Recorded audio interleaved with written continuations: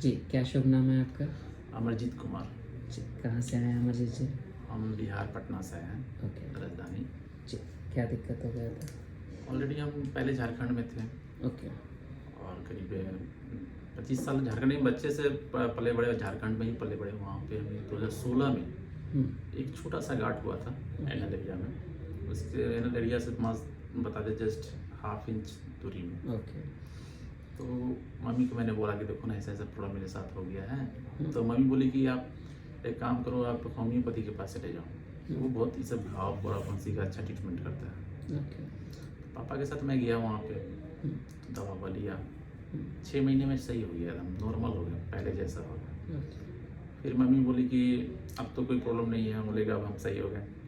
फिर उसके बाद ये होता क्या था ना सर कि जब भी स्पाइसी खा लेते थे, जैसे मटन हो गया, चिकन हो गया, यानी कुछ भी स्पाइसी खा लें, हुँ, तब ये उस समय क्या बताएं आपसे कि बराबर खाते थे, सप्ताह में 2-3 बार हो ही जाता था। हुँ, फिर बाद में फिर दिल्ली में आए थे, तो यहाँ पे हमारे तो सुजुकी में थे, तो बाहर का खाना पीना, डाइजेशन थोड़ा सा मुझे लग रहा है कि खराब हो गया था, यानी कि जॉब की कब्ज। नेचर कैसी थी? सिटिंग ज़्यादा थी कि फील्ड जॉब?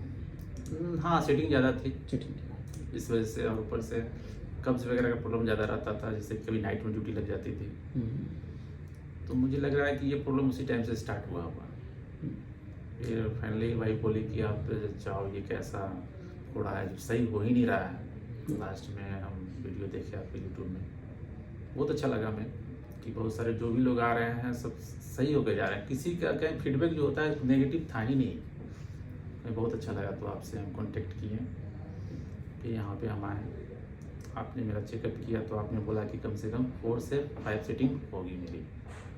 2016 से चल रहा था तो काफ़ी हाँ, फैल प्रॉब्लम चुका तो था। 2016 से चल रहा था, कहाँ कहाँ ट्रीटमेंट कराया क्या बताऊँ, हमें इतना याद भी नहीं है। लेकिन एक चीज़, एक आयुर्वेद वाला बोला था मेरे को कि 110% हम गारंटी लेते हैं, आपका एकदम जड़ से ख़त्म हो जाएगा।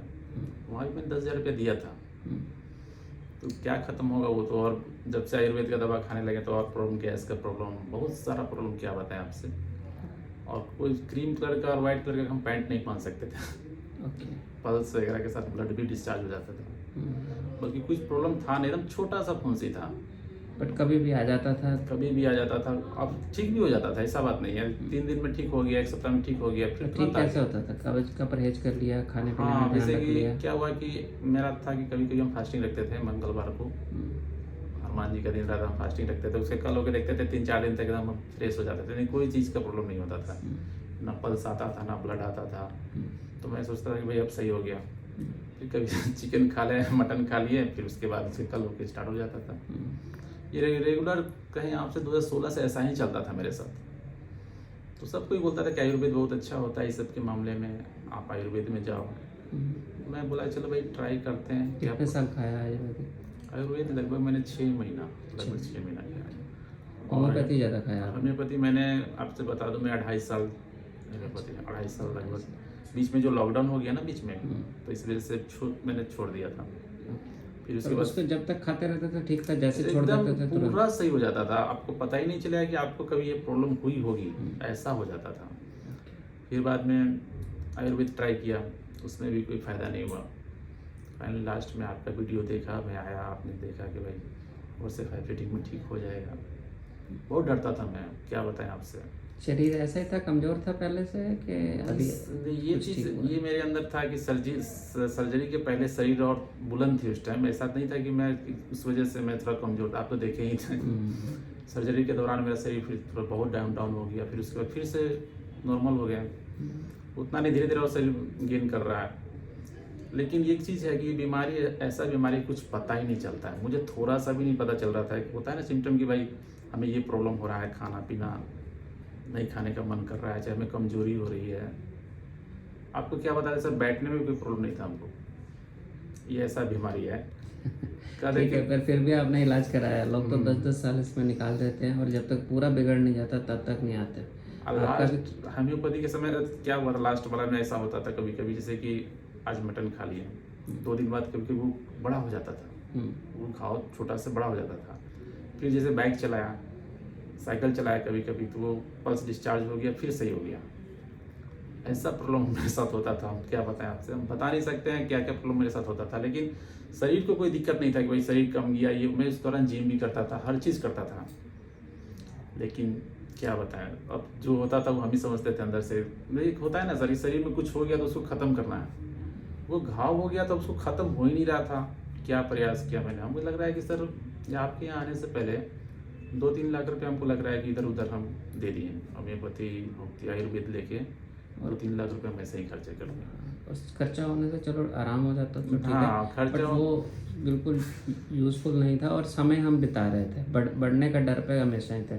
हो सकता है अगर ये पहले हो गया होता तो इतना लंबा भी ना चलता। एक बात आपको और नहीं बताएं कि पटना में खान बंगाली कंकड़बाग में बाबा खान बंगाली, ओके तो वहाँ भी मैं गया था। जी।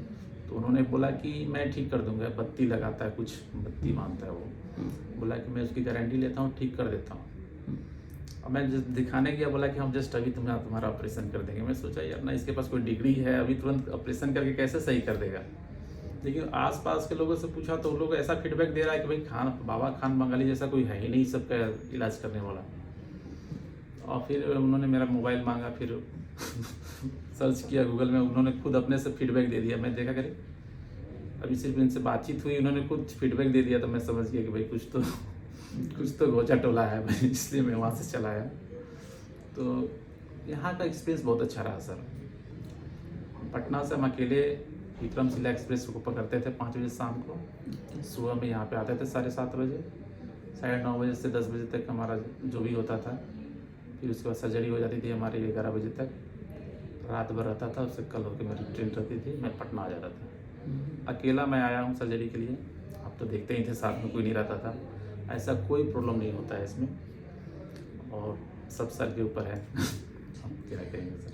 ठीक है, बस अच्छा है आपका। काफ़ी ख़राब केस था, मुझे ध्यान है अंदर ऑलमोस्ट इनर कैनाल के बिल्कुल बीच तक पहुंच गया था ये, और इसीलिए आई थिंक 4 से 5 सेटिंग लगी होंगी आपकी, वो एक्सपेक्टेड है, कोई बात नहीं। हाँ, फाइनली मैं अच्छा फील कर रहा हूँ, कह नहीं सकता, शब्द ही नहीं है मेरे पास।